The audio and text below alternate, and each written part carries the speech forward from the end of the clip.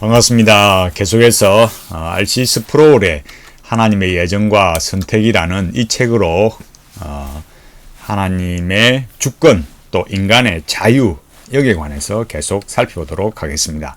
우리가 지난번에 살펴봤지만 우리가 자유롭기는 하지만 그러나 그 자유에는 한계가 있다. 우리에게 자유가 주어졌지만 그 자유는 무한대가 아니라는 거예요. 그러니까 자유가 무한대라는 것은 그야말로 하나님이 돼버리니까 한계가 있다. 그 궁극적 한계는 뭐냐라고 할 때 하나님의 주권이다라는 거예요. 결국 뭘 말하겠습니까? 인간의 이 자유를 무한대로 강조하게 되면 하나님의 주권을 침해하게 된다라는 겁니다. 그래서 자유의지를 이렇게 주장하는 것은 순전히 인본주의가 되는 거죠. 그러니까 하나님의 그 주권이 어느 정도냐 여기에 대해서 마치 인간의 어떤 모든 것들을 이렇게 무슨 딱 정해놓아서 그럼 우리는 아무것도 할 수 없느냐 이런 반발심을 막 조장하고 이렇게 키우는 것은 잘못된 이야기입니다. 그러니까 하나님께서는 스프롤이 말하듯이 하나님의 주권이라는 건 뭐냐? 하나님께서는 내 자유를 도덕적으로 제한하실 수 있을 뿐만 아니라 내 악한 선택을 실행하지 못하도록 막으셔야 할 때는 언제라도 나를 죽이실 수 있는 모든 권리를 가지고 계신다. 하나님께 강제하실 권리가 없다면 피조물을 통치하실 권리도 없을 것이다. 여기 이렇게 스프롤이 42페이지에서 이렇게 말하는 것처럼 하나님의 주권이 인간의 자유에 제한받는다면 하나님이 아니라 인간이 주권자일 것이다. 그러니까 하나님은 얼마든지 우리를 강제하실 수 있다. 이걸 말하는 거예요. 그러니까 핵심은 뭐겠습니까? 인간의 자유는 한계가 있다. 그 한계의 끝은 또 한계를 정하고 있는 분은 하나님이시다. 이게 명확해야 되는 거예요. 그러니까 쉬운 질문으로 하나님의 주권은 인간의 자유를 제한할 수 없다. 이렇게 말하는 것은 인본주의라는 거예요. 여기 스프롤이 강조해서 말하듯이 순전히 인본주의다라는 거예요. 하나님은 얼마든지 우리를 강제하실 수 있다. 하나님의 뜻대로 하기 위해서 얼마든지 제한할 수 있다라는 거예요. 제가 여기 이제 3장의 이 자유의지를 말할 건데요. 예정은 자유의지에 어떤 역할을 하는가? 스프롤이 이 말을 하기 위해서 우리의 자유의지는 어떤 동기, 그 욕망이 있다. 거기에 따라서 움직인다라는 걸 말합니다. 제가 먼저 보여드릴 것은 정동수 목사님께서 여기 2021년 9월 9일에 제목이 뭐냐면 선악과와 인간의 자유의지, 그 소주제가 뭐냐면 하나님이 주신 최고의 선물 자유의지를 박탈하면 로봇가 된다 이렇게 말했어요. 또 블로그에 보면은 여기에 왜 하나님은 선악과를 만들었나요 이렇게 말하면서 여기 밑에 나오는 글에도 말하기를 하나님은 사람을 특별히 만드셨고 하나님의 형상대로 만드셨고 지정의를 가진 인격체다. 그래서 결정할 수 있는 능력이 있다. 이것을 자유의지라고 한다. 그러니까 우리가 스스로 판단해서 결정할 수 있는 능력이 자유의지다. 이걸 말하고 있어요. 여기 보면은 뭐라고 했냐면은 그래서 사람은 자유로운 존재로서 심지어 하나님을 선택하는 자유도 가지고 있다. 이게 말이라는 게 이게 그 하나의 어떤 용어를 너무 강조하고 이렇게 좀 더 어떤 선택적으로 강하게 사용하다 보니까 이런 오류가 발생하는 거예요. 그러니까 사람이 자유로운 존재라서 심지어 하나님도 선택하는 자유도 가지고 있다. 이런 발언들은 굉장히 비성경적인 내용이 되는 거죠. 우리가 이런 이야기를 들을 때 뭐가 문제냐? 이런 것들을 잘 봐야 되는 거예요. 그럼 뭐가 문제라는 건 뭐겠습니까? 그러니까 이런 내용들을 말할 때 중요한 핵심을 우리가 딱 놓치는 건 뭐냐면은 제가 여기 RC 스프롤의 하나님의 예정과 선택 이제 읽어 나가면 우리가 살펴보고 설명을 들으면 알게 되는 중요한 내용 중에 하나가 이 정동수 목사님께서 간과하시는 것, 또 많은 사랑 침례교회에 이렇게 새롭게 출석하시는 많은 분들이 오해하는 건 뭐겠습니까? 이 자유의지를 말할 때 앞서 말한 것처럼 스프롤이 말했듯이 인간의 자유는 유한하다라는 것, 제한이 있다라는 것. 그리고 중요한 건 제가 늘 강조했듯이 뭐라 했습니까? 인간론이 중요하다고 했잖아요. 구원론은 존재론이다. 이 존재론이 삶을 지배한다. 그래서 인간론, 나는 누구인가? 인간이 어떤 존재인가? 이걸 아는 게 중요하다고 했잖아요. 그러니까 이 자유의지를 말할 때 중요한 것은 뭐냐면 타락 이전의 인간과 타락 이후의 인간의 이 차이를 말하지 않으면 안 된다라는 거예요. 타락 이전에는 인간이 죄인이 아니었죠. 하나님이 분명히 하나님의 형상을 따라 창조하신, 하나님께서 창조하신 그런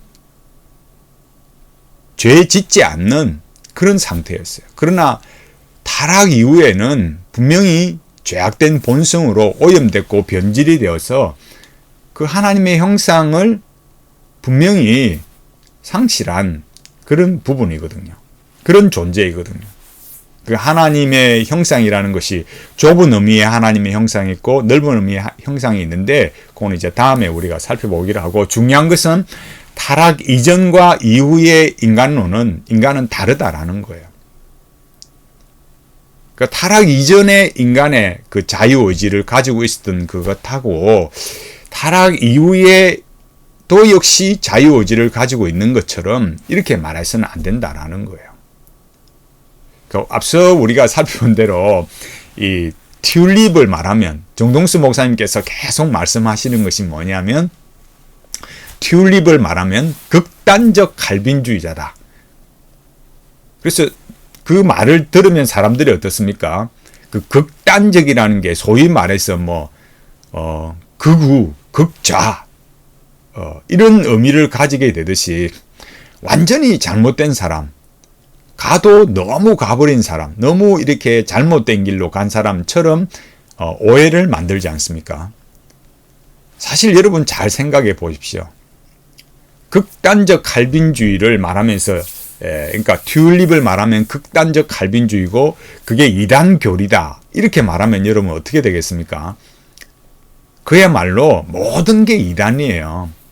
예를 들어서 여러분 주위에 또 우리 형제나 또 뭐 부모나 그죠?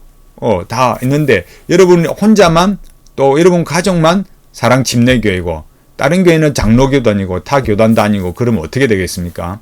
그 여러분만 오롯이 구원받고 나머지는 다 지옥 갑니까? 이단이니까 이단 교리를 했으니까요. 그럼 어떻게 되겠습니까? 그분들 다 그냥 막 사랑 침례교로 다 이렇게 모셔가야 그럼 그게 맞겠습니까? 다른 교단은 다른 모든 것은 다 이단이고요.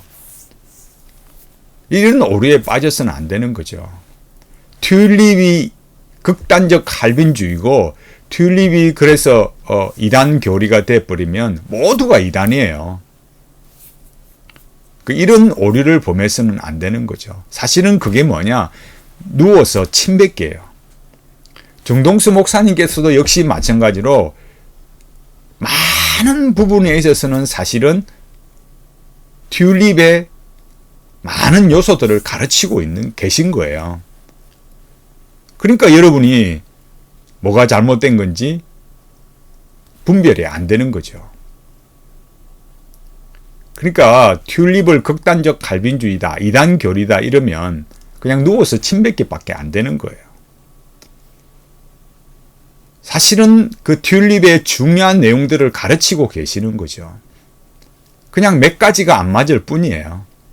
그러니까 여러분들이 잘 보시면 어떻습니까? 정동수 목사님이 개혁주의의 여러 목사님의 책들을 가져와서 설교할 수 있는 거죠. 가르쳤던 거죠. 그래 할 수 있다라는 게 아니라 그렇게 했다 이런 거예요. 그러나 중요한 건 뭐겠습니까? 튤립을 극단적 갈빈주의라 함으로 해서 이단 교리다 이렇게 함으로 해서 마치 여러분만은 순수하고 온전한 그야말로 바이블 빌리버. 그럴 수는 없는 거예요. 이게 여러분 조금만 살펴보면 얼마나 이 튤립의 이 교리에 확실하게 이 우리의 기독교 신앙의 모든 것이 걸려 있는가. 여러분이 배웠던 성화, 칭의, 그 어떤 것도 다 핵심적으로 관련되어 있다라는 거예요.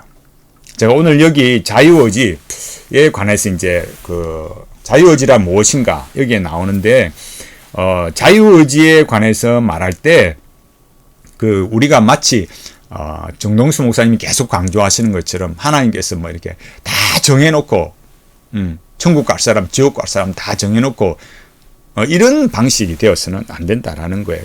항상 어떤 관점에서 자유의지 예정을 말했다고요? 내가 참 구원받을 수 없는 존재였는데 이 믿음이 어떻게 이렇게 나에게 주어졌을까? 이 은혜가 무엇인가? 라고 말할 때 예정이다 라고 말한 거예요. 그게 무슨 말이냐면, 예정을 말한다는 건 무슨 뜻이냐면, 내가 예수님을 믿게 된 거, 이건 하나님의 은혜다 이거예요. 인간의 이성과 인간의 노력이 전혀 개입될 수 없는 오직 하나님의 의지요, 능력이요, 자유요, 모든 하나님께서 참 우리를 위해서 예정하시고 섭리해 가신 모든 결과로 나에게 주어진 것이다. 이걸 고백하는 게 예정이에요. 그러니까 예정 탁 정해놓고 너는 지옥 갈 사람, 너는 천국 갈 사람, 탁 이런 관점이 아니고 내가 어떻게 예수님을 믿게 되었을까? 사도 바울이 지금 그 얘기를 한다 이거예요. 에베소서 말하는 게.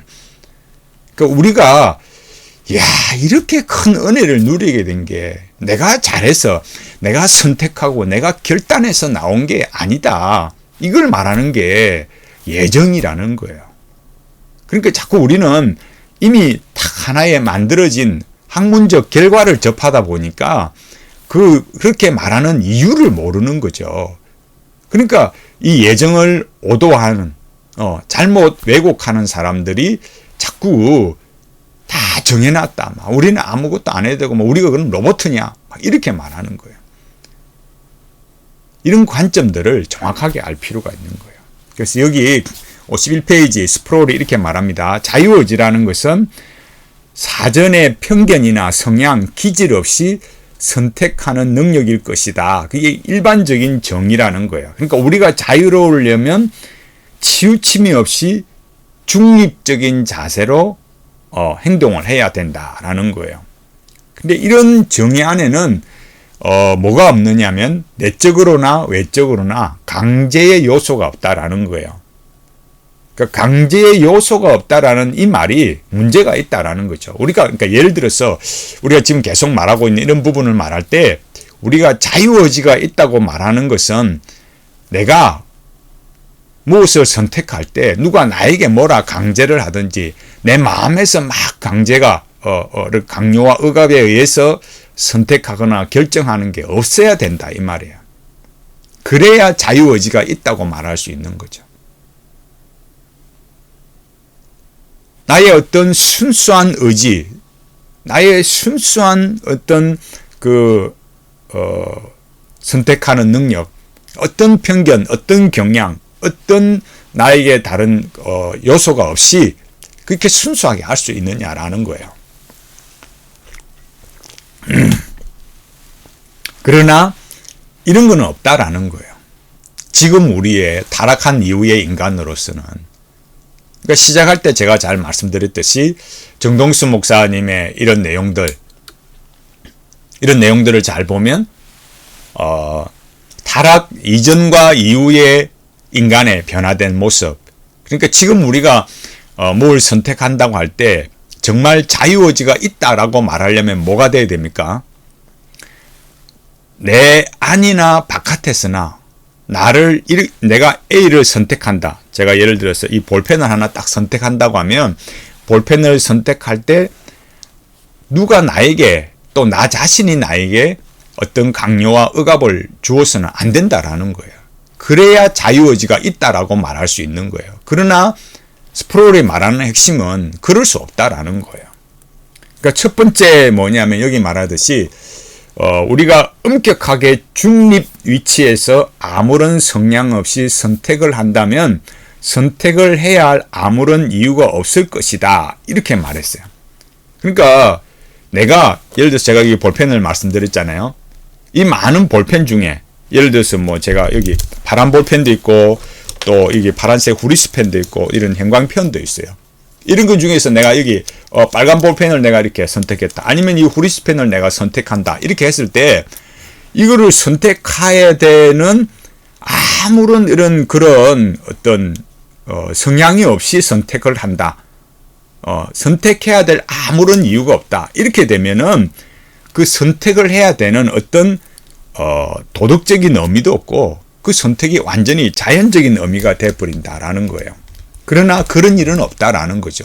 이게 무슨 말이냐? 예를 들어서 요셉과 그 형제들을 보면 알 수 있다라는 거예요.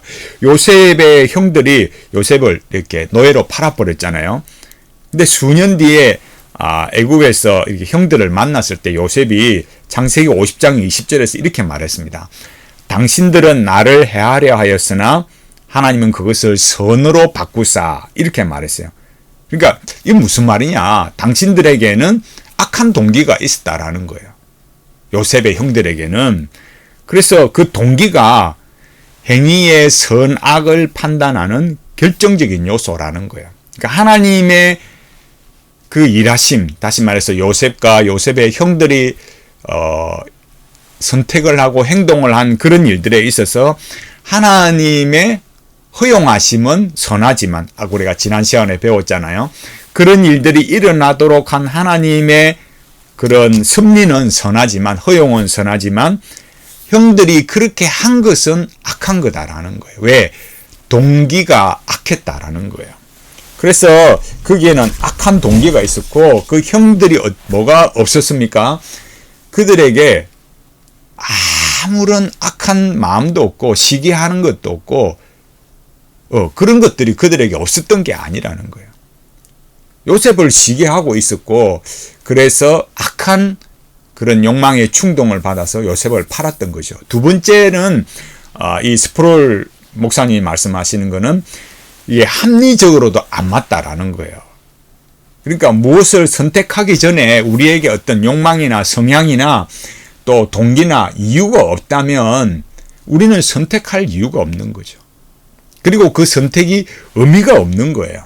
그 어느 쪽, 오른쪽, 왼쪽, 또 이것이냐 저것이냐를 선택할 그런 게 없는 거예요. 우리 의지가 전적으로 중립적이다. 아무런 그런 나의 필요나 또 어떤 의무나 또 동기나 성향이나 이런 게 아무것도 없다면은 이게 무슨 의미가 있냐라는 거죠. 여기 이 스프롤 목사님이 아주 잘 예를 들었는데, 이상한 나라의 앨리스에서 앨리스가 이 어느 쪽으로 가야 될지를 몰랐어요. 그때 나무 위에서 이게 생긋 웃고 있는 고양이를 만났는데, 앨리스가 고양이에게 물었어요. 내가 어느 쪽으로 가야 하니? 라고 했을 때, 어디로 가는 길인데? 라고 물으니까 앨리스가 나도 몰라 그랬어요. 그러니까 고양이가 뭐라고 말했냐면은, 이 고양이 이름이 채셔인데, 채셔 고양이가 그렇다면 어느 쪽으로 가든 상관없어 이렇게 말했어요. 그러니까 앨리스가 자기가 어느 쪽으로 가는지 모르니까 이쪽으로 가든 저쪽으로 가든 아무런 상관이 없는 거죠. 이 채셔 고양이의 말이 맞잖아요. 그러니까 앨리스가 이렇게 처한 공경이라는 거, 다시 말해서 앨리스가 어느 방향을 선택해서 가려고 하면은 거기에 자기가 어떤 동기나 성향이 필요한 거죠. 만약 이쪽으로 가려고 하면은 이쪽으로 가려고 하는 그 동기가 있어야 되고, 또 이쪽으로 가려면 이쪽으로 가려고 하는 그런 동기나 성향이 있어야 되는 거죠. 그게 만약에 없다, 이쪽이냐 저쪽이냐라는 동기와 성향을 결정할 이유가 없다면은 앨리스가 그 자리에 서 있다가 죽을 수밖에 없는 거죠. 어디로 가야 될지 모르니까. 또 여기 중립 의지를 가진 노새 이야기를 하는데, 이건 앨리스 이야기와 똑같아요. 내용은 똑같습니다. 그래서 중립 의지론을 거부해야 된다. 그러니까 비합리적이고 근본적으로 비성경적이다라는 거예요. 기독교 사상가들 중에서 이 자유의지에 대해서 말하는 중요한 목사님이 바로 조나단 에드워드입니다. 조나단 에드워드가 여기 스프롤 목사님 말하는 게 뭐냐면 책이 의지의 자유에 대하여라는 그 책이 있습니다. 여기에 이제 그 뒷부분에 여러분 책을 먼저 읽으신 분들은 아시겠지만 조나단 에드워드에 관해서 스프롤 목사님이 많이 언급을 하고 있습니다. 여기 이제 시작 부분에 나오는 건데 먼저 조나단 에드워드를 소개하면서 이 의지를 말하는데 의지라는 게 뭐냐면은 선택하는 마음이다 이거예요. 그러니까 도덕적 선택을 하려면 우리가 선택을 하려고 하는 거에 대해서 어떤 생각이 있어야 된다. 그러니까 우리가 어떤 것에 대해서 가치 판단을 하고 그것에 대해서 승인을 하든지 거부를 하든지 둘 중에 하나를 해야 되는 거죠. 그러니까 내가 어떤 가치를 가지고 있어야 판단할 수 있는 근거가 된다라는 거예요. 그래서 내 성향, 동기 이것이 내 선택과 마찬가지로 내 마음을 통해서 이렇게 형성이 된다라는 거예요. 그 밑에 제가 53페이지 하나 읽으면 마음이 관여하지 않는다면 아무런 목적이나 이유가 없는 선택이 될 것이다. 그리고 그 선택은 임의적이고 도덕적으로 무의미한 행위가 될 것이다. 이렇게 말했어요. 그러니까 내가 앞서 말했듯이 뭐랬습니까? 내가 뭘 선택하는데 아무런 성향이나 동기가 없다. 그럼 뭐예요? 그건 도덕적으로 무의미한 거죠. 왜?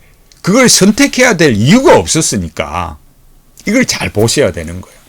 그리고 이제 자유의지의 두 번째 정의는 뭐냐면은 우리가 원하는 것을 선택하는 능력이다라는 거예요. 그러니까 인간의 욕망이라는 거 기초해서 우리가 무엇을 선택한다라는 겁니다. 그러니까 욕망이라는 것은 뭐에 지배를 받겠습니까? 우리 본성에 지배를 받는 거죠. 우리 본성이 어떻느냐? 죄악된 본성이죠. 왜? 타락했으니까. 죄로 타락했기 때문에 그 죄악된 본성이 가지는 그 성향을 따라갈 수밖에 없는 거죠. 그 에드워즈에 의하면은 인간은 자기가 원하는 것을 선택하는 데 자유로울 뿐만 아니라 적어도 선택할 수 있기 위해서는 원하는 것을 선택해야 된다. 이렇게 말한다고 해서 그럼 우린 자유의지가 있는 거는 이 말이 아니라 우리가 원하는 것을 선택할 때에 그것을 그 선택에 관해서 우리가 분명히 어떤 외부의 힘과 의지에 의해서 선택한다 이거예요. 그리고 내 자신의 또 내적인 동기와 욕망이 있다라는 거예요. 그러니까 아무런 어떤 욕망이나 선택 없이 내가 무엇을 선택한다. 이런 일은 없다라는 거예요.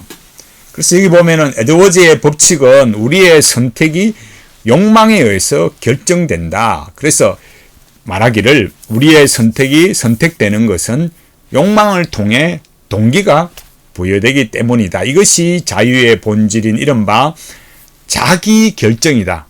셀프 디터미네이션이다. 이렇게 말했어요. 그러니까 우리가 이런 부분들을 중요하게 봐야 되는 거예요. 예를 들어서 우리가 여기 스프로에 말하듯이 우리가 공공장소, 극장이나 강의실이나 뭐 교회나 내가 어떤 자리를 앉을 때는 그 자리에 아무 생각 없이 앉는 게 아니라는 거예요. 제가 뭐 펜을 이렇게 예화를 들었잖아요. 이런 것도 마찬가지고 어떤 그 순간에 강력한 성향이 자리 잡고 있다라는 거죠. 또 뒤에 뭐 아이스크림 이야기, 또 베스킨 라빈스 이야기 이런 이야기를 합니다. 그러니까 예를 들어서 나는 아이스크림 중에서도 뭐 여러 가지 있겠죠. 뭐 초코, 바닐라 여러 가지 뭐 있는데 어떤 사람은 뭐 과일 아이스크림을 좋아하고 어떤 사람은 또 여러 가지 있는 거죠. 근데 또 어떤 사람은 또 메이커에 따라서 그죠. 어떤 사람은 베스킨 라빈스의 어떤 아이스크림을 좋아하고 또 어떤 사람은 또 다른 아이스크림의 그런 성향을 따라서 선택을 하는 거죠. 그래서 이렇게 말합니다. 우리는 항상 그 순간 가장 강력한 성향에 따라 선택한다. 외부의 강제 행위마저도 우리의 자유를 전적으로 박탈할 수는 없다. 강제란 내버려 두면 결코 하지 않는 선택을 사람들에게 강요하는 일종의 힘을 수반하는 행위를 내포한다. 그래서 어떤 경우라도 선택이 이루어지는데 58페이지 그 선택은 가장 강한 강력한 성향에 따라 이루어진다 이런 거죠. 그래서 결단의 순간에는 나에게 그게 외부에서 주어졌던 내 안에서 주어졌던 그때의 가장 강력한 성향이 뭐냐 거기에 따라서 결정한다라는 거예요. 그래서 우리 속에는 항상 사도 바울이 로마서 7장에서 말한 것처럼 그 싸움이 있는 거죠. 내가 그리스도께 순종하려고 하느냐 아니면은 죄에 순종하려고 하느냐 이 싸움을 하고 있다라는 거예요. 그래서 또 이 바울이 말하는 이런 것들은 그리스도인의 이 현실이 뭐냐 아무것도 이렇게 선택의 그런 순간이 없는 그런 게 아니라 늘 상존하는 죄와의 싸움에서 그 욕망의 싸움에서 그 주를 기쁘시게 하기 위해서 계속 싸우고 있는 상태다라는 거예요. 요 1단락에 와서 60페이지 보면은 결론을 내리는 게 이렇게 말합니다. 자유의지를 중립으로 보는 견해는 성립할 수 없다. 성경은 우리가 욕망에 따라 선택한다. 이렇게 말하는 거예요. 그래서 여기 말한 것처럼 경건한 욕심은 경건한 행위를 낳는다. 악한 욕망은 악한 선택과 악한 행위를 낳는다. 예수님은 못된 나무가 나쁜 열매를 맺는다고 말씀하셨다. 이건 뭐겠습니까? 존재가 인간의 존재를 말한다라는 거예요. 인간이 이미 죄로 타락한 존재이기 때문에 그 죄악된 본성을 따라서 죄악된 본성이 죄악된 욕망을 원하기 때문에 또 죄를 짓는 거죠. 그러니까 우리의 선택이라는 것은 순수한 자유의지의 선택이다. 이럴 수 없다라는 거예요. 이게 여러분 중요한 겁니다. 그러니까 우리의 자유의지는 뭐라고 말할 수 없습니까? 중립적이다. 이럴 수 없다 이거예요. 그럼 뭐가 되겠습니까? 우리가 하나님께서 우리에게 구원을 탁 베풀어 주셨는데 우리에게 어떤 하나님의 복음을 들려주고 그래서 우리가 감화를 받았을 때 내가 예수님을 믿을지 말지 내가 선택하면 그러면 하나님이 나를 어떻게 그 다음 과정을 이끌어 가시는 예정이 아니다라는 거예요. 이게 명확해져야 되는 겁니다. 무화과는 사과를 내지 않고 사과나무는 무화과를 내지 않는다. 그러므로 어려운 욕심은 어려운 선택을 낳으며 악한 욕망은 악한 선택을 낳는다. 이 근본적인 관점을 놓치지 않으셔야 됩니다. 그러니까 앞서 제가 계속 말했듯이 그런 우리의 자유의지가 순수하게 중립적이다 말하는 것은 인본주의다라는 거예요. 그야말로 성경의 하나님 또 성경의 예수 그리스도 성경의 성령 하나님 그대로를 삼위 하나님을 믿고 따라가려면 튤립을 이단교리다. 튤립을 가르치는 사람이 극단적 갈비주의다. 이렇게 말해서는 안 되고 오히려 성경의 본질을 말하는 우리 구원의 정말 핵심적인 요소를 잘 요약해서 말하는 튤립을 따라야 되고 우리의 구원의 시작으로부터 우리 구원의 완성의 영화에 이르기까지 성경 그대로를 따라가는 그 길로 가야 되는 거죠. 그러니까 오늘 이 시간에 우리가 생각할 건 뭐였습니까? 우리 자유의지에 중립은 없다. 그것은 정말 인본주의 가르침이다. 왜 그렇느냐? 우리가 죄로 오염되었기 때문에 우리의 선택이라는 것은 외부에서 주어지거나 내부에서 주어지거나 어떤 그런 강력한 욕망과 성향에 따라서 선택할 수밖에 없다. 이걸 말한다라는 거예요. 요셉의 이야기나 또 뭐 아이스크림을 선택하는 거나 제가 볼펜을 선택하는 문제에 있어도 마찬가지로 어떤 거기에는 욕망과 성향이 지배한다. 인간은 어떻다고요? 인간은 죄로 타락했기 때문에 그 죄악된 본성을 따라서 죄악된 욕망을 따라서 선택한다. 이거를 분명하게 알고 가야 되겠습니다. 다음 시간에 우리가 계속해서 살펴보겠는데 이렇게 RC 스프롤의 하나님의 예정과 선택 이 책을 구입하시고 함께 이렇게 알아가면 좋겠습니다. 그러니까 우리가 이런 일들을 통해서 정말 기독교 신앙의 본질이 무엇인가? 제가 계속 말했듯이 또 이런 것만 말해서는 안 돼요. 왜냐하면은, 그러니까 이렇게 인간의 자유, 또 죄악성, 타락, 이런 것들을 말할 때 인간론이 뭐냐? 구원론은 인간론이다. 또 신론이 인간론을 지배한다. 의미와 통일성은 뭐냐? 인격이 어떻게 변하지? 이런 것들이 함께 맞물려 가야 돼요. 그래야 우리의 이 구원과 언약, 이것이 예수 그리스도께서 우리에게 주신 이 구원과 언약이 얼마나 놀라운 은혜고 복이냐, 이걸 알아가야 되는 겁니다. 제가 다시 한번 강조하지만 예정이라는 것은 내가 어떻게 예수님을 믿게 되었지? 이거를 생각할 때 인간의 의지와 능력으로 그것이 개입될 아무런 여지가 없이 그 이전에 하나님께서 우리에게 은혜를 베푸심으로 주어졌다. 그게 예정이다. 창세전에 그렇게 하셨다. 왜 창세전에 계세요?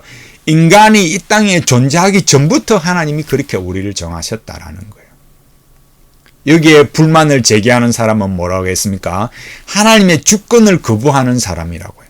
하나님의 주권은 우리의 자유를 강제할 수 있다.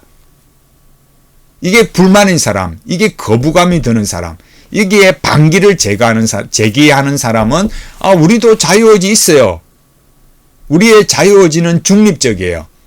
그러나 그렇게 말하지만 인간은 자기의 본성과 욕망과 성향을 따라서 선택을 하기 때문에 자유의지는 중립적일 수 없다. 여기까지 살펴봤습니다. 다음 시간에 계속해서 살펴보도록 하겠습니다.